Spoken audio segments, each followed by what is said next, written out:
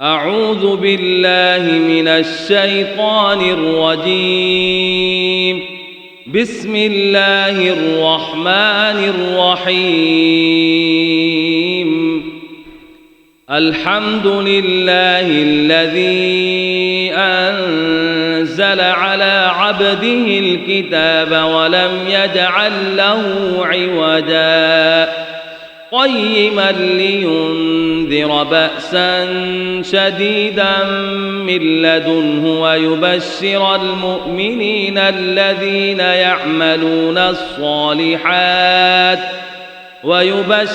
المؤمنين الذين يعملون الصالحات أن لهم أجرا حسنا ماكثين فيه أبدا وينذر الذين قالوا اتخذ الله ولدا ما لهم به من علم ولا لآبائهم كبرت كلمة تخرج من أفواههم إن يقولون إلا كذبا فلعلك باخع نفسك على آثارهم إن لم يؤمنوا بهذا الحديث أسفا إنا جعلنا ما على الأرض زينة لها لنبلوهم أيهم أحسن عملا وإنا لجاعلون ما عليها صعيدا جرزا أم حسبت أن أصحاب الكهف والرقيم كانوا من آياتنا عجبا إذ أوى الفتية إلى الكهف فقالوا ربنا آتنا من لدنك رحمة وهيئ لنا من أمرنا رشدا فضربنا على آذانهم في الكهف سنين عددا ثم بعثناهم لنعلم أي الحزبين أحصى لما لبثوا أمدا نحن نقص عليك نبأهم بالحق إنهم فتية آمنوا بربهم وزدناهم هدى وربطنا على قلوبهم إذ قاموا فقالوا ربنا رب السماوات والأرض لن ندعو من دونه إلها لقد قلنا إذا شططا هؤلاء قوم اتخذوا من دونه آلهة لولا يأتون عليهم بسلطان بين فمن أظلم ممن افترى على الله كذبا وإذ اعتزلتموهم وما يعبدون إلا الله فأووا إلى الكهف ينشر لكم ربكم من رحمته ويهيئ لكم من أمركم مرفقا وترى الشمس إذا طلعت تزاور عن كهفهم ذات اليمين وإذا غربت تقرضهم ذات الشمال وهم في فجوة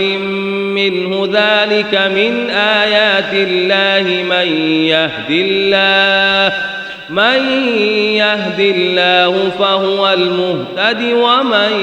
يضلل فلن تجد له وليا مرشدا وتحسبهم أيقاظا وهم رقود ونقلبهم ذات اليمين وذات الشمال وكلبهم باسط ذراعيه بالوصيد لو اطلعت عليهم لوليت منهم فرارا ولملئت منهم رعبا رعبا وكذلك بعثناهم ليتساءلوا بينهم قال قائل منهم كم لبثتم قالوا لبثنا يوما أو بعض يوم قالوا ربكم أعلم بما لبثتم فابعثوا أحدكم بورقكم هذه إلى المدينة فلينظر أيها أزكى طعاما فليأتكم برزق منه وليتلطف ولا يشعرن بكم أحدا إنهم إن يظهروا عليكم يرجموكم أو يعيدوكم في ملتهم ولن تفلحوا إذا أبدا وكذلك أعثرنا عليهم ليعلموا أن وعد الله حق وأن الساعة لا ريب فيها إذ يتنازعون بينهم أمرهم فقال ابنوا عليهم بنيانا ربهم أعلم بهم قال الذين غلبوا على أمرهم لنتخذن عليهم مسجدا سيقولون ثلاثة رابعهم كلبهم ويقولون خمسة سادسهم كلبهم رجما بالغيب ويقولون سبعة وثامنهم كلبهم قل ربي أعلم بعدتهم ما يعلمهم إلا قليل فلا تمار فيهم إلا مراء ظاهرا ولا تستفت فيهم منهم أحدا ولا تقولن لشيء إني فاعل ذلك غدا إلا أن يشاء الله واذكر ربك إذا نسيت وقل عسى أن يهديني ربي لأقرب من هذا رشدا ولبثوا في كهفهم 300 سنين وازدادوا 9 قل الله أعلم بما لبثوا له غيب السماوات والأرض أبصر به وأسمع ما لهم من دونه من ولي ولا يشرك في حكمه أحدا واتل ما أوحي إليك من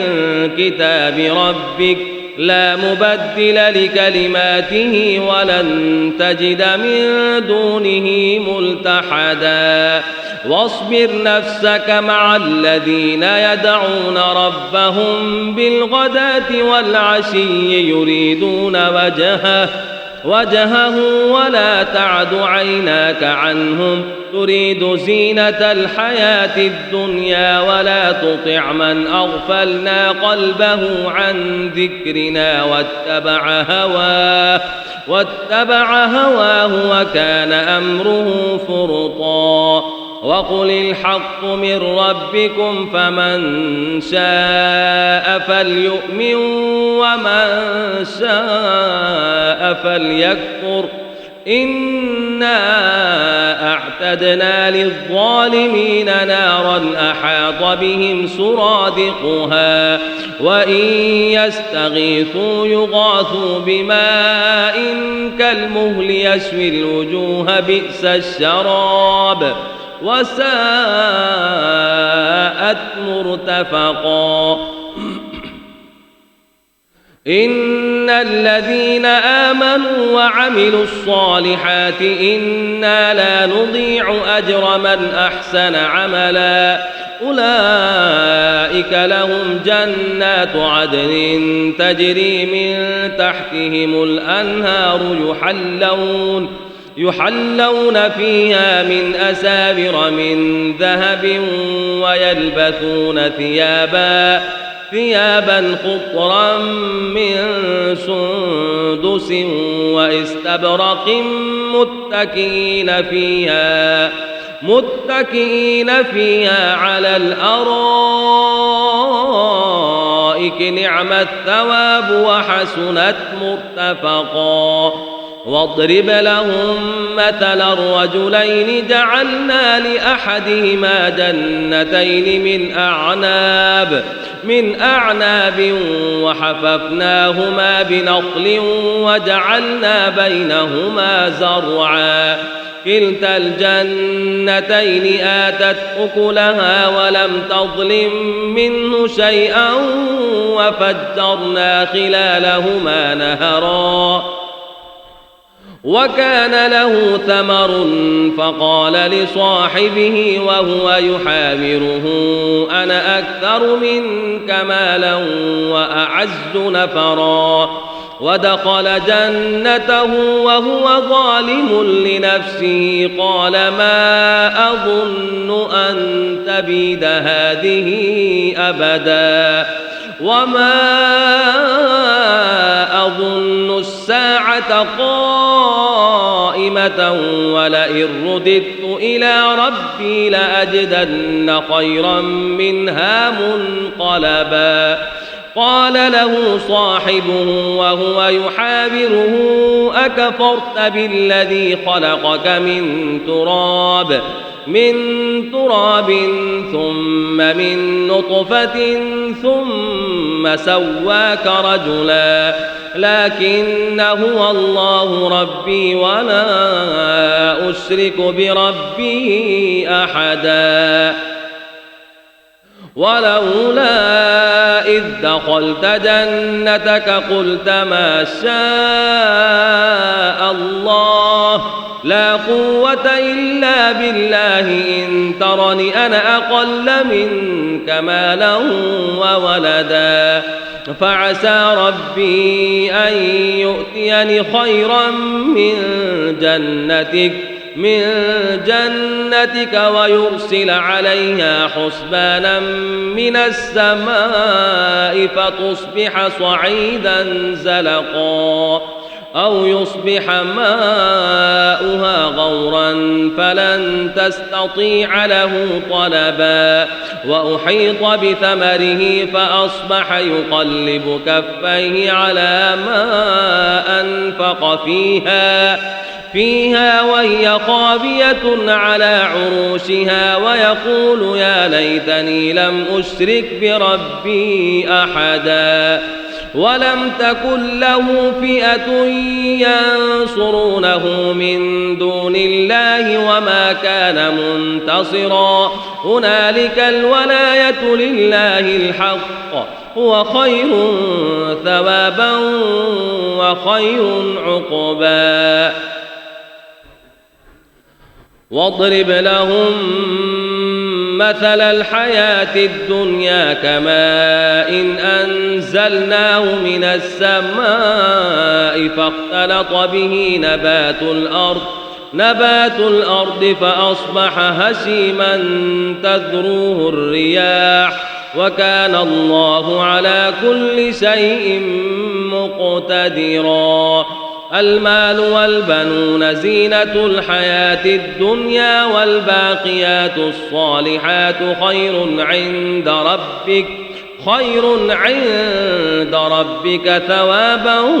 وخير أملا ويوم نسير الجبال وترى الأرض بارزة وحشرناهم فلم نغادر منهم أحدا وعرضوا على ربك صفا لقد جئتمونا كما خلقناكم أول مرة بل زعمتم أن لن نجعل لكم موعدا ووضع الكتاب فترى المجرمين مشفقين مما فيه مما فيه ويقولون يا ويلتنا ما لهذا الكتاب لا يغادر صغيرة ولا كبيرة إلا أحصاها ووجدوا ما عملوا حاضرا ولا يظلم ربك أحدا. وإذ قلنا للملائكة اسجدوا لآدم فسجدوا إلا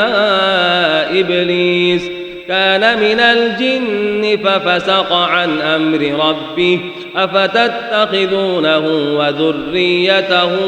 أولياء من دوني وهم لكم عدو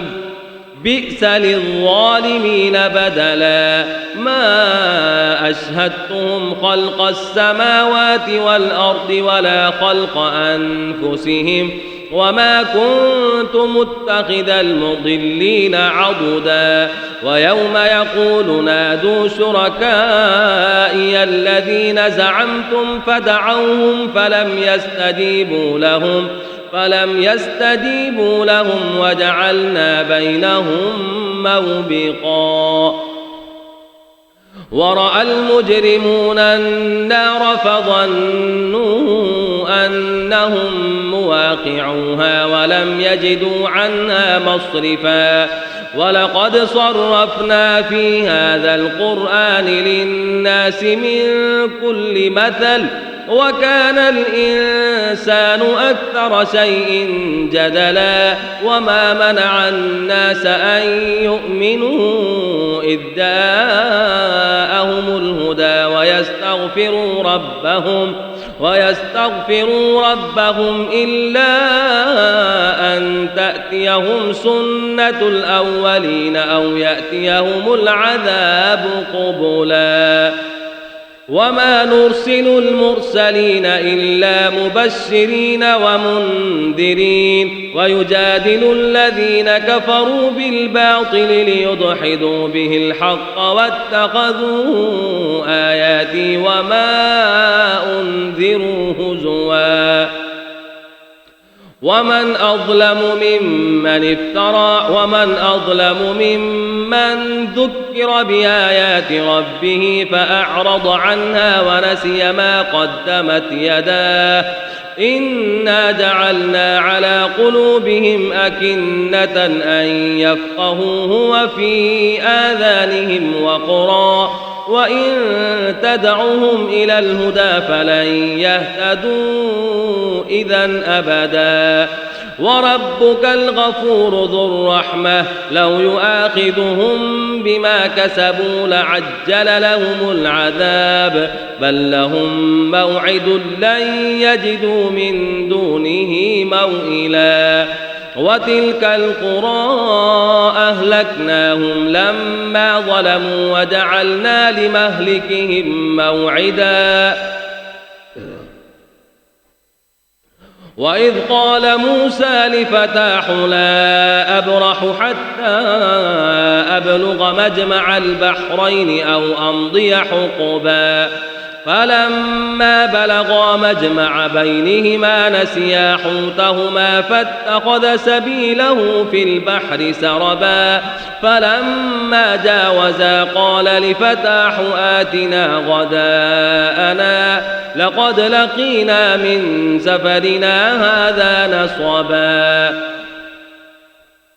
قال أرأيت إذ أوينا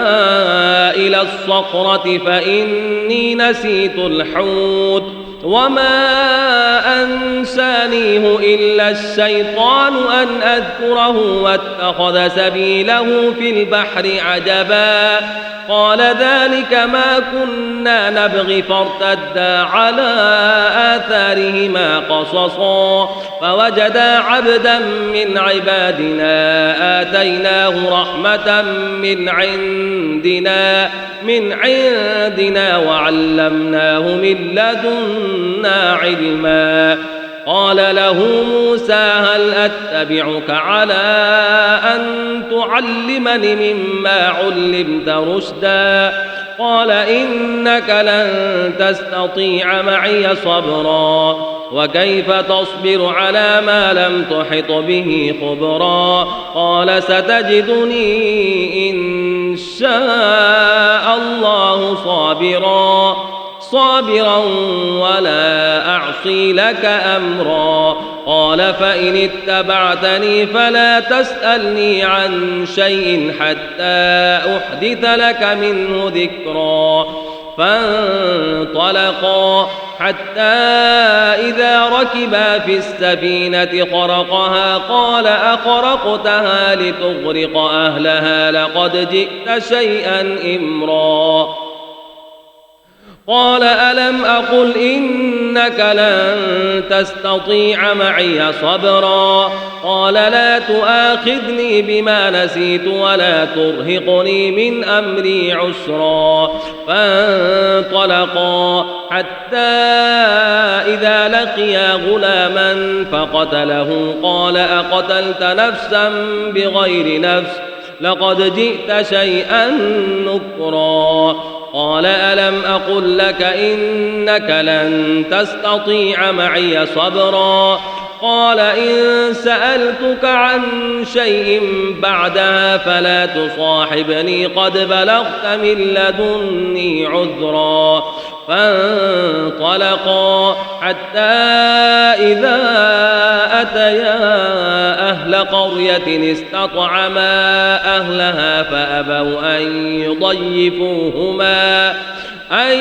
يضيفوهما فوجدا فيها جدارا يريد أن ينقض فأقامه قال لو شئت لاتخذت عليه أجرا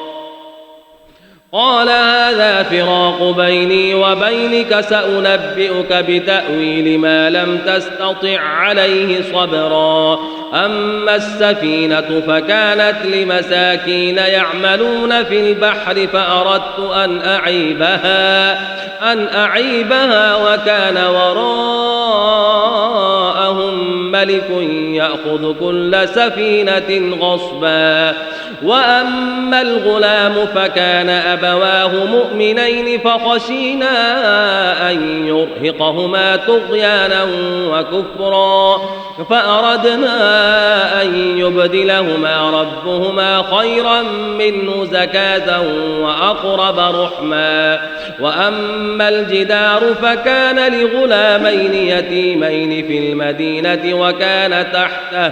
وكان تحته كنز لهما وكان أبوهما صالحا فأراد ربك أن يبلغا أشدهما ويستخرجا كنزهما رحمة من ربك وما فعلته عن أمري ذلك تأويل ما لم تسطع عليه صبرا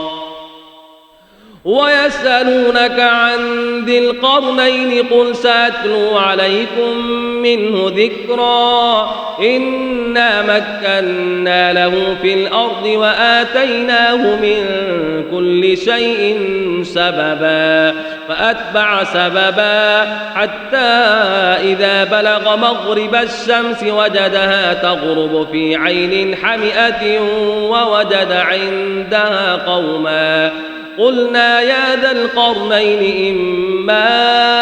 أن تعذب وإما أن تتخذ فيهم حسنا قال أما من ظلم فسوف نعذبه ثم يرد إلى ربه فيعذبه عذابا نكرا وأما من آمن وعمل صالحا فله جزاء الحسنى وسنقول له من أمرنا يسرا ثم أتبع سببا حتى إذا بلغ مطلع الشمس وجدها تطلع على قوم لم نجعل لهم من دونها سترا كذلك وقد أحطنا بما لديه خبرا ثم أتبع سببا حتى إذا بلغ بين السدين وجد من دونهما قوما لا يكادون يفقهون قولا قالوا يا ذا القرنين إن يأجوج ومأجوج مفسدون في الأرض فهل نجعل لك خرجا على أن تجعل بيننا وبينهم سدا قال ما مكني فيه ربي خير فأعينوني بقوة أجعل بينكم وبينهم ردما آتوني زبر الحديد حتى إذا ساوى بين الصدفين قال انفخوا حتى إذا جعله نارا قال آتوني أفرغ عليه قطرا فما استطاعوا أن يظهروا وما استطاعوا له نقبا قال هذا رحمة من ربي فإذا جاء وعد ربي جعله دكاء وكان وعد ربي حقا وتركنا بعضهم يومئذ يموج في بعض ونفخ في الصور فجمعناهم جمعا وعرضنا جهنم يومئذ للكافرين عرضا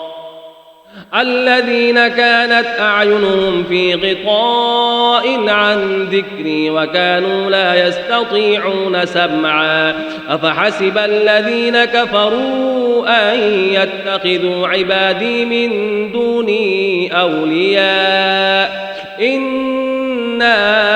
أعتدنا جهنم للكافرين نزلا قل هل ننبئكم بالأخسرين أعمالا الذين ضل سعيهم في الحياة الدنيا وهم يحسبون أنهم يحسنون صنعا أولئك الذين كفروا بآيات ربهم ولقائه فحبطت أعمالهم فلا نقيم لهم يوم القيامة وزنا ذلك جزاؤهم جهنم بما كفروا واتخذوا آياتي ورسلي هزوا إن الذين آمنوا وعملوا الصالحات كانت لهم جنات الفردوس نزلا خالدين فيها لا يبغون عنها حولا قل لو كان البحر مدادا لكلمات ربي لنفد البحر قبل أن تنفد كلمات ربي ولو جئنا بمثله مددا قل إنما أنا بشر مثلكم يوحى إلي أنما إلهكم إله واحد فمن كان يرجو لقاء ربه فليعمل عملا صالحا ولا يشرك بعبادة ربه أحدا صدق الله العظيم.